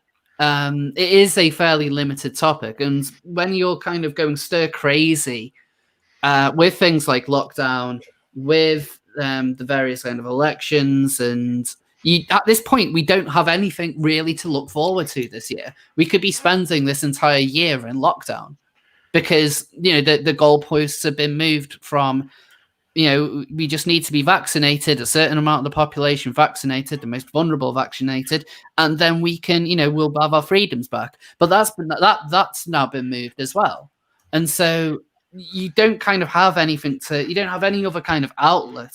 Like, you can't escape COVID because, like, yeah, as much as I would love to be kind of going out and seeing people, a lot of the people like that I know, I either live incredibly far away from them, so it's quite difficult to visit. So the people who I live closer with just like treat it incredibly seriously, and I'm not going to be imposing on them if they don't want it. And it becomes quite hard to escape it all, to escape this kind of wave of negativity. And as a result, I found myself getting more into things like video games. Like, at the moment, I'm playing a lot of Destiny 2. Like, I'm really, really into that game, and like Sea of Thieves and like a few others. And I'm just kind of finding more basic joys out of the bread and circus. The old kind of saying that, give them bread and circuses and people never revolt. And like it becomes a bit, sometimes though it can become a little bit too comforting. Like yes, there is a need to talk about important subjects, as negative as they are, and yes, you need to kind of chill out as well, but you don't want that to be your entire life. Does any of this make any sense? Yeah, it makes sense. Yeah. Very much so. In fact, Scrum, when we started doing the stream, one of the first things I said is, "Good God, let's not do current events. I'm burnt out on this whole thing." Yeah. Because there's only so much of, a year of let's laugh at feminists, a year of this, that, and the other, a year of let's lol, Trump's won, let's laugh at people reading about that, and eventually it's, if I don't stop laughing about it, I'm actually going to cry because I'm getting so depressed. Yeah. About just covering and just looking at nightmarish situations and trying desperately to find a funny bit about it. Yeah. And I totally get where you're coming from. Yeah, I mean, like, the thing is, I am someone who's really fascinated in politics. It's the reason why I started this channel, was because I was interested in kind of the political angle from a lot of trans activism. And I think that it is an incredibly interesting subject, especially when you get to the more like nitty-gritty of it. And like, but at the same time, there's only so much of it that you can like reasonably stomach, and a lot of that then becomes a lot more difficult when everything else about your life is becoming restricted.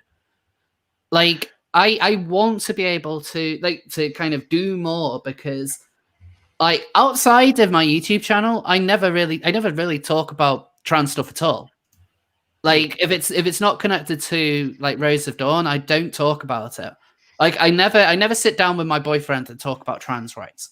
Like, we're much more likely to talk about, we're much more likely to talk about cooking or video games or seals. I mean, yeah, we obviously talk a lot about seals, but like, there's so much more to kind of do in the world and what your life should mean, rather than kind of getting hung up on how shit everything is. Because politics, I don't think, has ever been in a worse state in living memory for me. Like, we're at a point where like, people who you might have like respected or something growing up are so entrenched in the culture war that they'll just say like anyone who they disagree with must be a fascist. Like, like, you had the whole Seth Rogen spurging at Dank the other week, which kind of really, really depressed me, and it just made me think like the amount of like comedians or like film stars or maybe even like content creators on YouTube who would probably just hate me because like I lean politically right. And that was something that never used to be a thing. 10 years ago, you wouldn't have this such extreme hatred for people based on their political views. And like, I don't feel that way about people on the left. Like, yes, I get very angry at the left, and like, I will like, you know, like comments about like the ways in which leftists act and why they might do things. But I'm certainly more than aware that on an individual level, there's a lot of people who are left wing, but also people, and are therefore reasonable. And kind of getting too involved in the political side does sometimes make me lose track of that. I'll openly admit.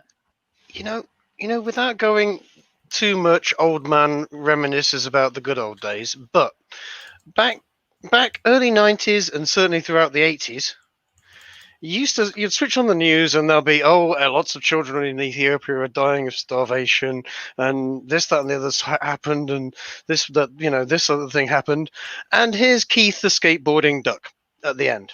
There was always always some good news, a dog doing a surfboarding, or a windsurfing duck, whatever. It's something cute. It was a good format. As a kid, I would sit there and go, "Oh, let's watch the end of the news." I didn't want to see the dying children bit, but the skateboarding duck. Love the skateboarding duck.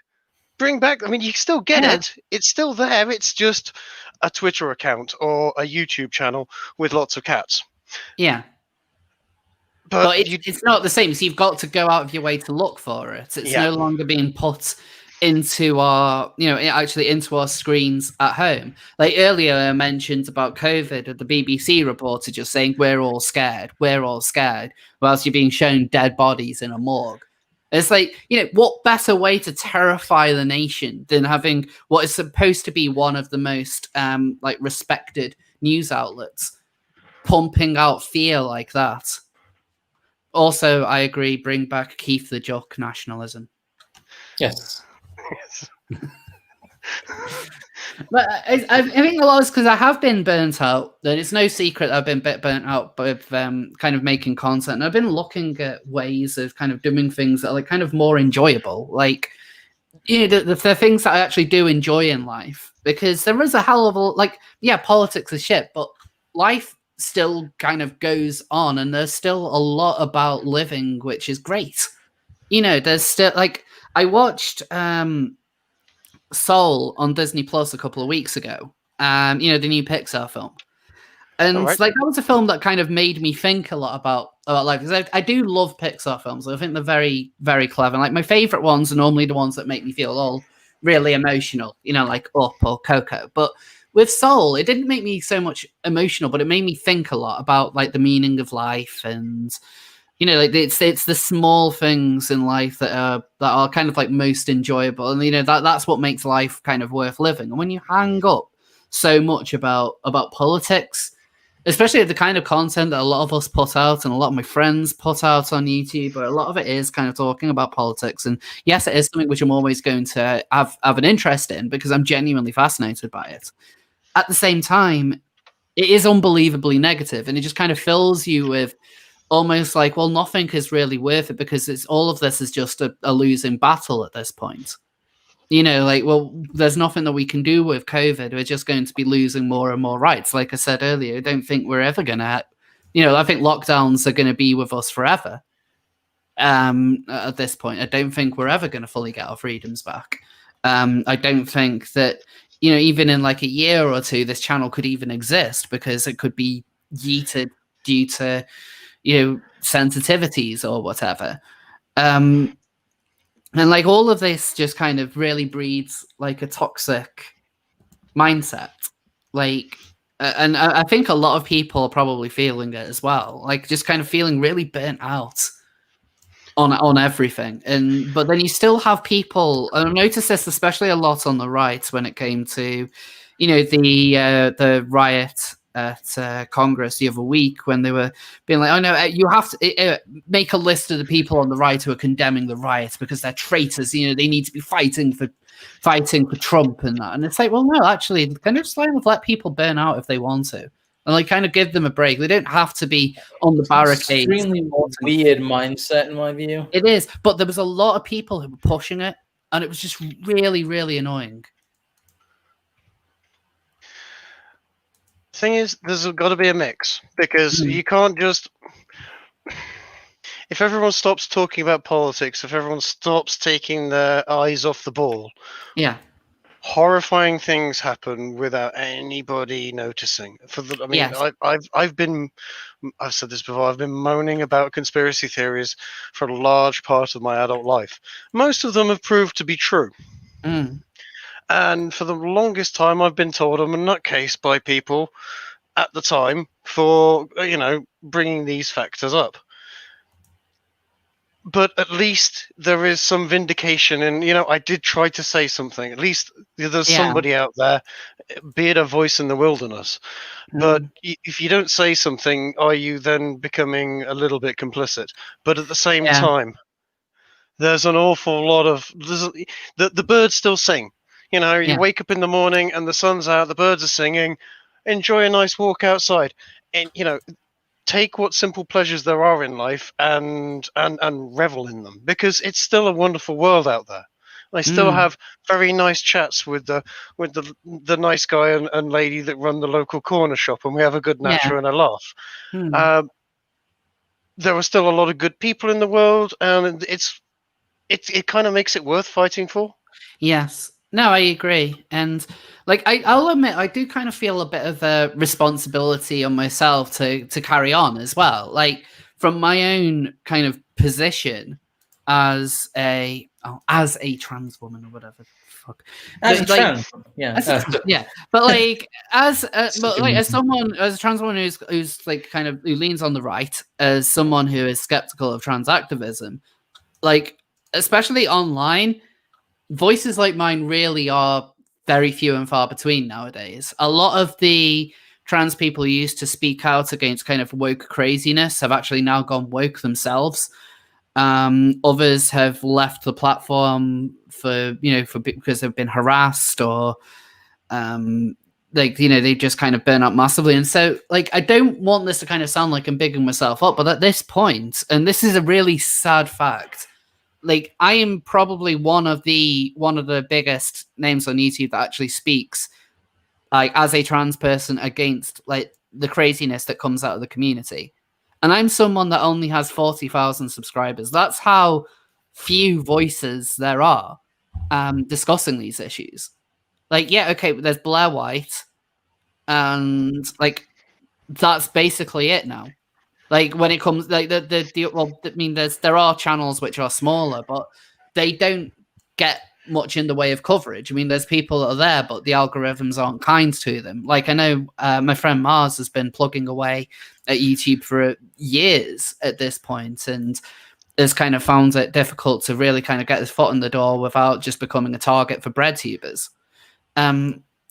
It just becomes kind of deflating when I look at it like that. I would rather there be lots more voices kind of like my own. So if I were to one day hang up the towel, I could at least be comfortable in the knowledge that the torch would be carried on. But I can't help but feel like there's also a lot of fear that people have for actually speaking out against it. I mean, you end up with hate mobs coming after you. I've had so much more harassment over the last 2 years than I ever had in my life. I mean, hell, I get a ridiculous amount of harassment on a weekly basis from people who seem to genuinely hate me.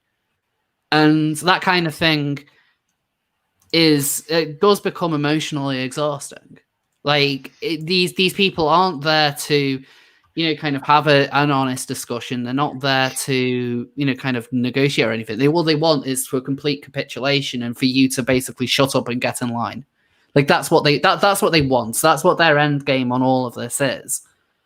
And so I can understand why a lot of people won't speak out against it. But at the same time, it kind of makes it difficult for, very emotionally exhausting for me, because I feel like I do have a moral duty to do it and to speak out against it, because I do get messages from lots of people, lots of trans people. Hell, I get messages from non-binary people who are kind of against the wokeness and are very annoyed that their own kind of non-binary identity is effectively now just a costume.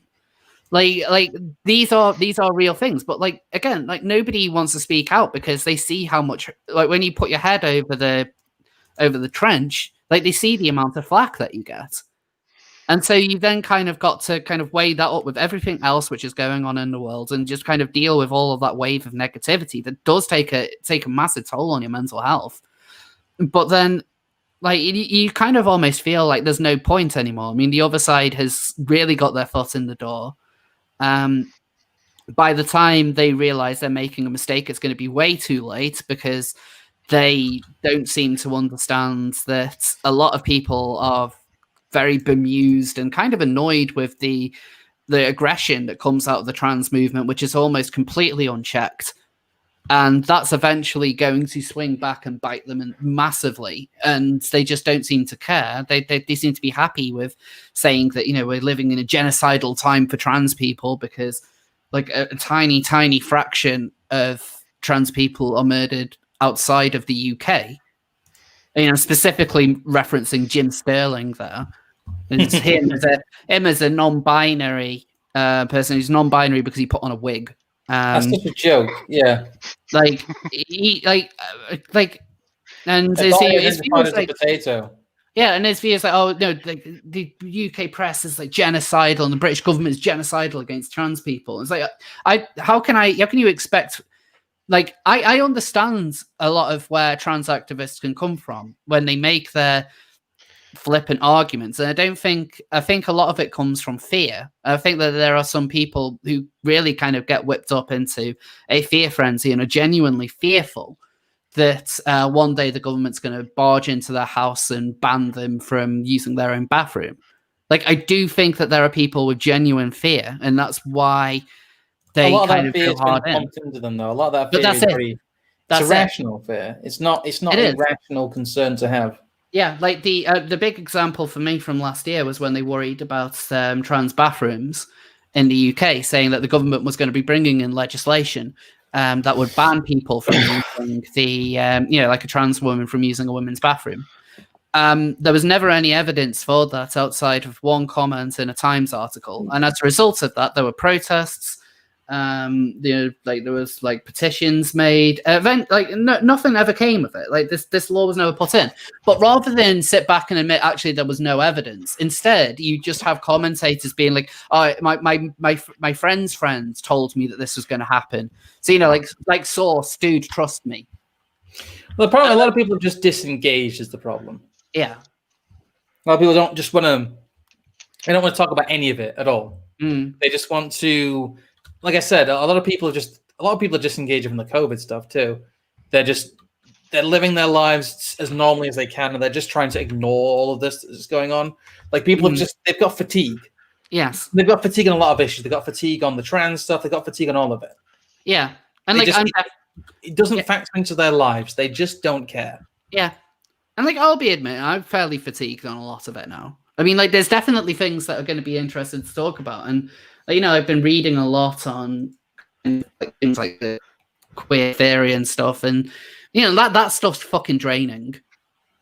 You all know about that Towards a Gay Communism book where the guy talks about necrophilia and scat and fucking children, and you read all of this stuff and you just think, Jesus Christ, this is what these are the kind of people that shaped this ideology, and you kind of got to balance that with, I'm sure that the vast majority of people would agree that this is horrific, but would they actually stand up against it?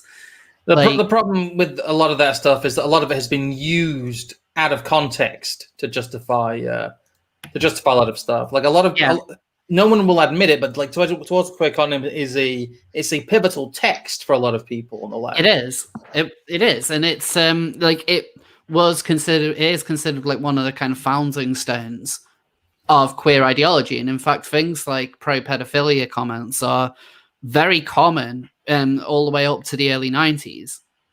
I think now people are more switched on, so they don't talk about that, but it was definitely prominent. It rears its head every so often. Yeah, oh yes it does, but it's not as prominent as it was back then. I mean, you have people who are celebrated as queer revolutionary idea, thinkers who supported NAMBLA. You kind of deal with the cancer like that, and you just think Jesus Christ. And the thing is that when you put that out there, that people will get absolutely rabid and start defending them and being like, oh no, it'll be similar like when Vosh makes with comments about like child porn, and then you have all like the rabid defenders coming out there, and it's almost like you can't have a fucking rational conversation with any of these people because they don't want it. No. Like they just want to get angry, and they just don't want you to exist. And then you kind of got to balance that with just living your own life. And it's like, do you really want to deal with all of that harassment and all of that bile when you can just put on a seal vid? Seal vids are pretty wholesome. Yes. I think the issue is a lot of people are just disengaged. Like I said, the first step is that people are kind of disengaging and ignoring it. But once they realize the effect it's going to have on their lives, like I said, it's fine until it isn't. And I don't know how much longer a lot of people can tolerate all of this. Like they're getting extremely sick of it. And something has to give at some point. It is, and you're right, it's just going to get worse until we make it stop getting worse. As I've told people, it's just like, things won't improve until you make them improve. Stop expecting the government to release you from this limbo and do something about it yourself. Yes. And I think increasingly people will maybe finally start taking some personal responsibility for themselves and, starting to realize that what they've been saying, what they've been doing has been ruining other people's lives as well, trying to impose their will on others as it stands like with the whole pro-lockdown movement thing. Well, yeah, I'm pro-lockdown, yeah.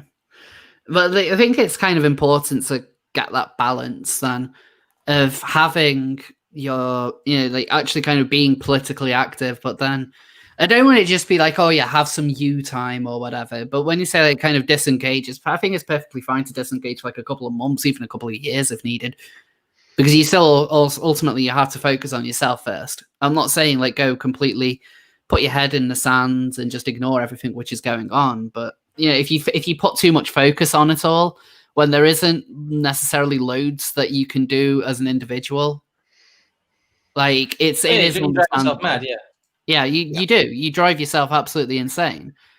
And a lot of it would be easier if more people stood up. It's just it can become massively draining, and it is one of the reasons why my content is like pretty much just seal of approval nowadays. Like I'm still waiting on kind of getting that spark back because I don't want to rush out a video. I just want to be able to get that spark back, but at the same time, I've got to admit that I'm incredibly drained by a lot of stuff, particularly a lot of trans stuff. I'm very, very drained by it. I've got to kind of rediscover that if I'm to kind of carry on, I need to make sure that I kind of get that passion back and I can, properly fight. Like I don't want to have happen to me like what happened the other week when I had like Contra's attack dogs after me because I wasn't happy with the way that I handled it. Like I've said, but the worst thing I should have done is apologize, and I don't want to be making stupid mistakes like that again. Yeah.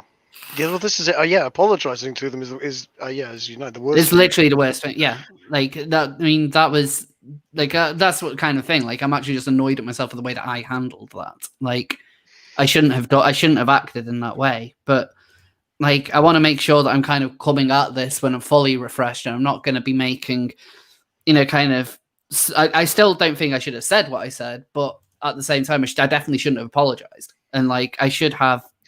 I need to make sure that I'm coming at this as fresh as possible. And unfortunately, that kind of thing does take time, if that makes sense. Yeah. Yeah. Well, I don't really think there's anything wrong with what you said, but I guess I have a different way of gauging that than most people do. Yes. I think inhaling Patreon money whilst going oopsie doopsie, I have an opium habit is I don't know. It doesn't make you a good person, put it that way. No. And it also doesn't make the people enabling you good people either. But it seems like an all-round bad situation with somebody who likes to judge others on very minor details of their lives. Yeah, it is very, very hypocritical to absorb capital like that whilst essentially being a junkie and to not have it set. Like I think people who have their Patreon monthly and not in terms of videos shouldn't do that. I know a lot of people have to because they have a range of projects, but if you're not delivering content and you still have a Patreon enabled, you shouldn't do that. Like that is, I think that is deeply unethical. I mean, I'll be honest, that's the way that my Patreon's set up at the moment, so I probably should look at changing that then. Oof, savage. No. You're still making content, though. You are still at least making videos. You've not disappeared for a month. You're communicating with your community. You've not just disappeared and come back 3 months later going, oopsie doopsie, I snorted too much cocaine, basically. That's not what you're doing at all. Right. It's like the biggest example, if you remember Spoonie. Yeah. Spoonie was Spoonie just kind of Spoonie was You're not acting like that. I think there's degrees of doing it. I think being communicative, and you're also not expecting a community of people essentially to fund the drug habit either. Like I'm not like I mean like all the kind of the Patreon money is very much appreciated, but I'm like at the same time I would never be like how dare people not pay or anything like that. It's whatever people give is incredibly generous, and like I at the same time I do always feel bad that I'm not getting out as many normal videos because I know that's what people would like, but at the same time I don't want them to be of poor quality. You know what I mean? Yeah. Well, Absolutely. As I said at the time, I wouldn't want to be someone who enabled someone else's drug habit, especially when it came to online content creation. And I think saying that that's an okay situation is frankly insane. I don't understand how people can defend that. You should really examine your financial support of someone if they come out and say, oh, by the way, all this time you've been funding me while I've not been doing anything. Oh, yeah, I've just been sat at home taking drugs. It's just like a lot of people try and take the overly compassionate approach to that, which is the wrong thing to do because a junkie is not a reasonable, logical thinking being. You essentially have to cut them off and let them hit bottom until they decide to do something about it. And I think the idea that, well, I'm completely okay now is also kind of bullshit. But anyway, I'm getting off topic and rambling about something I've already apologized for. So. Yeah. Like I think what we need now though is some good news. Yes. And absolutely. I'm not sure whether Scrump has some good news, but I definitely have two good stories. Oh, bring them on. My good news is about the whole the stonkening, and that we have one of the largest transfer of wealth like ever from billionaires to regular people, and it's all been done not just without government involvement, but with the government trying to resist it. Yeah, no taxes, all capitalism, all the time. Fantastic. So let me just. I was going to bring up one story, but here we go. This one's better. This is much better quality because originally it was a Daily Mail link, but I hate the Daily Mail links because of just the amount of adverts that you just can't get rid of. But use ad block. I do use an ad block, but they still get around it. Anyway, country living. Rare black seal pups. 1 in 400 seals are born with a velvety black coat. Look at him. Ooh. He's very cute. These are grey seals. He's a ninja seal. So these are grey seal pups, which are black. And they are, as I said, they are pretty rare, but look at that. Look at that picture there. Like, those friends. It doesn't matter whether you're black or white. The seals have solved racism, guys.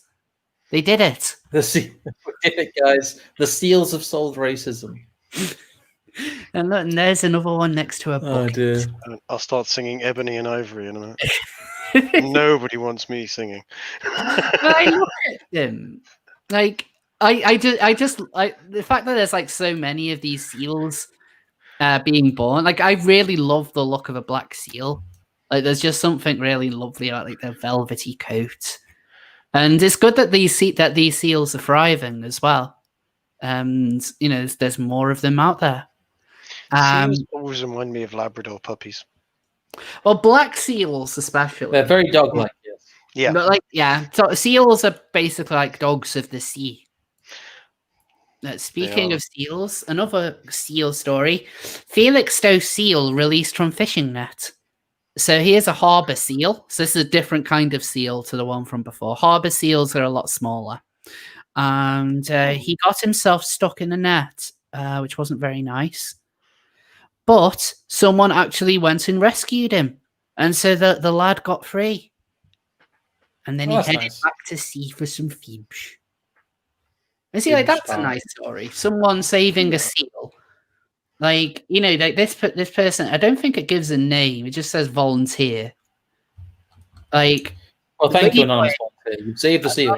Anonymous. The anonymous hero is the best hero, frankly. Yeah. It's like he didn't want the credit. He Yep. just wanted to save a seal.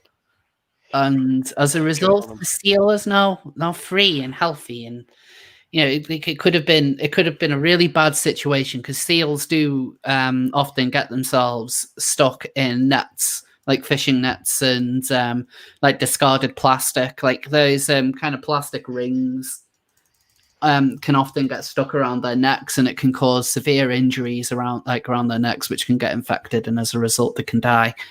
So we need to make sure that our seas are clean, so our seals are safe. Yeah, big yes. agree. That's very important. Save the seals. Save the seals. And ironically, this is why when I very regularly buy 4 packs of beer, the rings that they come in, always cut them. Always cut the ring, or snap it or whatever, so it's not that ring, because yes, animals get stuck in it, and then it maims or kills them. Completely agree. Do right by your fellow Earth creatures. Yes. So, so with that, Rose likes big black seals. Oh no. So with that, vote in the chat to see who you think deserves this week's seal of approval. Oh, we have a link, do we? No. Oh no, we don't have a link. I forgot again. Have we had any more super chats? I have not. Yeah, there've been a few super chats. There should be a few, actually. Yes. Yes, there are. So yeah, Jedi while Knight. You guys are voting, yeah. So Jedi Knight, Anna Quinn Cringewalker with the $5. Obama's ambassador to Russia, Michael McFaul, identified 7 steps to trigger a color revolution. Read them out to get a spook how close we are. Let's see what they are. 7 steps.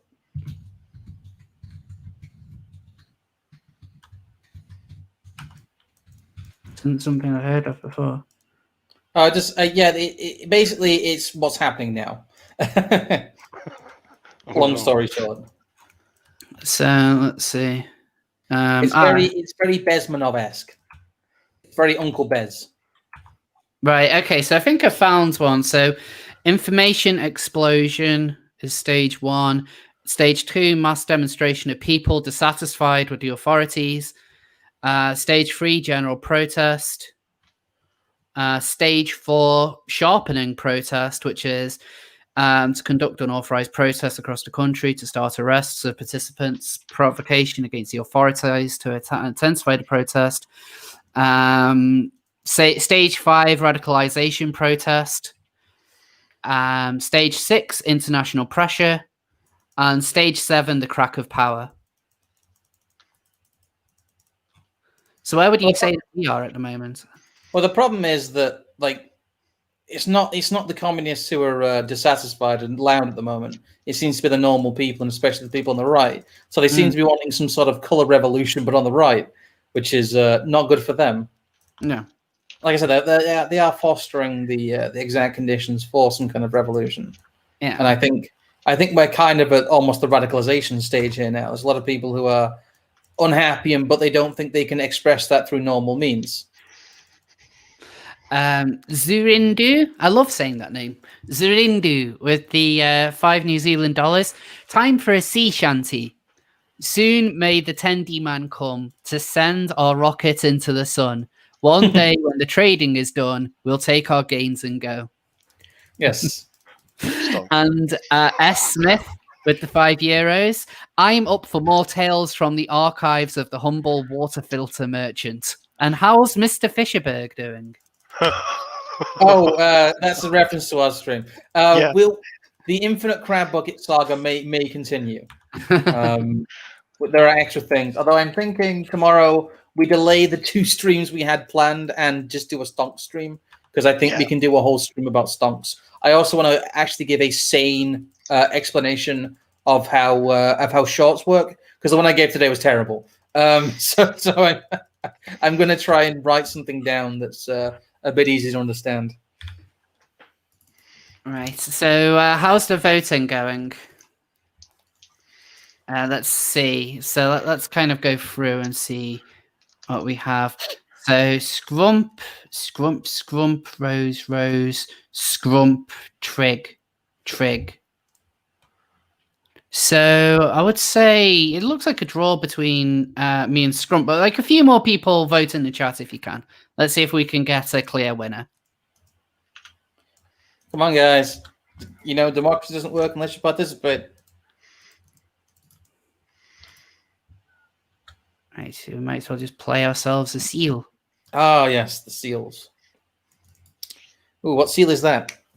That is a baby hop seal. Oh. And look, he is squirming on the ground. That is a very, very cute seal. Of course, all seals are cute. Looks like you got bored at the end there. So it looks like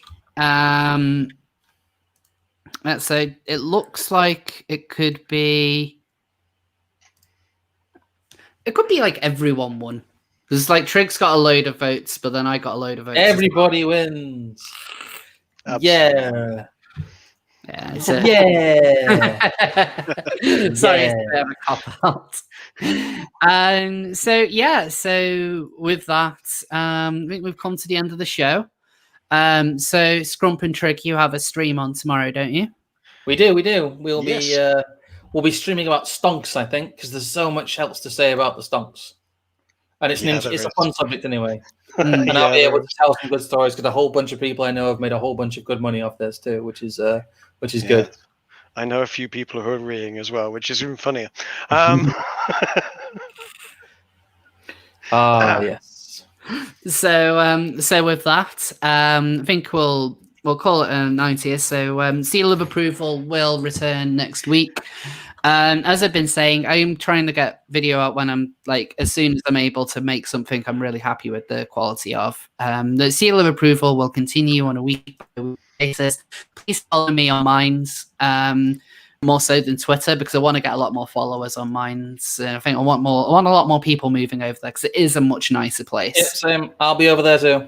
Yep. So and Trig's on there. So like the Minds links to all three of us will be in the description when I put them in there.